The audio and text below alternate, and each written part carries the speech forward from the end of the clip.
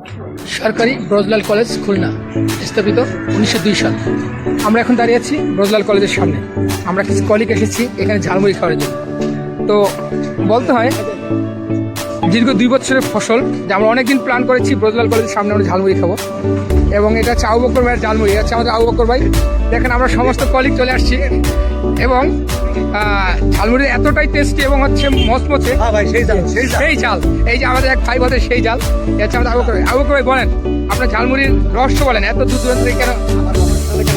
আমার কাছে কোনো জাদু নাই, আমার হাতে কোনো জাদু নাই, বুঝছেন? আমার ওয়াইফ তৈরি করে, বাসায় বসে মশলাটা তৈরি করে, অনেক প্রকার মশলা দিয়ে এই মুড়িগুলো আনি। সবাই খেয়ে মজা পায়, আপনারাও যেরকম মজা পেয়ে মানে কি করতেছেন, লাইক দিচ্ছেন, সবাই এরকম মজা পায়। আমি চাই যে আমি দীর্ঘদিন ধরে ব্যবসা করি, আপনারা সবাই আসেন, আমি অল্প টাকায় আপনাদের ভালো ভারসাম্য খাবার দিতে পারি, বা আপনাদের সামনে ভালো একটা মানে সুনাম অর্জন করতে পারি, এই প্রয়োজন আমার আশা। এ হচ্ছে আমাদের আবু বকর ভাই, আবু বকর ভাই ঝালমুড়ি, এবং হচ্ছে এখানে হচ্ছে তুইজাল, সাথে হচ্ছে রসুন।